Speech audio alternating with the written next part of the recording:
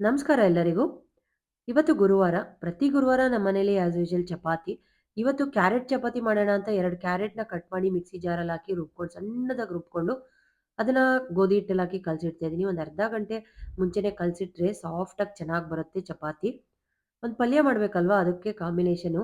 ಇವತ್ತು ಟೊಮೆಟೊ ಗೊಜ್ಜು ಮಾಡೋಣ ಅಂತ. ಚಪಾತಿ ಟೊಮೆಟೊ ಗೊಜ್ಜು ಕಾಂಬಿನೇಷನ್ ಸಿಕ್ಕಾಪಟ್ಟೆ ಚೆನ್ನಾಗಿರುತ್ತೆ. ಸಾಸಿವೆ, ಕರಿಬೇವು, ಕಡಲೆಬೇಳೆ ಒಗ್ಗರಣೆ ಮಾಡ್ಕೊಂಡು, ಈರುಳ್ಳಿನ ಫ್ರೈ ಮಾಡ್ಕೊಂಡೆ. ಒಂದು 6 ಟೊಮೆಟೊನ ಕಟ್ ಮಾಡ್ಕೊಂಡಿದ್ದೀನಿ ಟೊಮೆಟೊ ಗೊಜ್ಜು ಮಾಡೋದಕ್ಕೆ. ಟೊಮೆಟೊನ ಹಾಕಿದ ತಕ್ಷಣ ಸಾಲ್ಟ್ ಹಾಕೊಂಡ್ರೆ ಬೇಗ ಟೊಮೆಟೊ ಬೇಯುತ್ತೆ. ಅಚ್ಕಾರದ ಪುಡಿ, ಗರಂ ಮಸಾಲೆ ಹಾಕಿ, ಒಂಚೂರು ನೀರು ಹಾಕಿ, ಕೊತ್ತಂಬರಿ ಸೊಪ್ಪು ಹಾಕಿ ಕುದಿಸಿದ್ರೆ ಟೊಮೆಟೊ ಗೊಜ್ಜು ರೆಡಿ ಆಗುತ್ತೆ. ತುಂಬಾನೇ ಚೆನ್ನಾಗಿರುತ್ತೆ. ಚಪಾತಿ ಕಾಂಬಿನೇಷನಿಗೆ ನೀವು ಟ್ರೈ ಮಾಡಿ.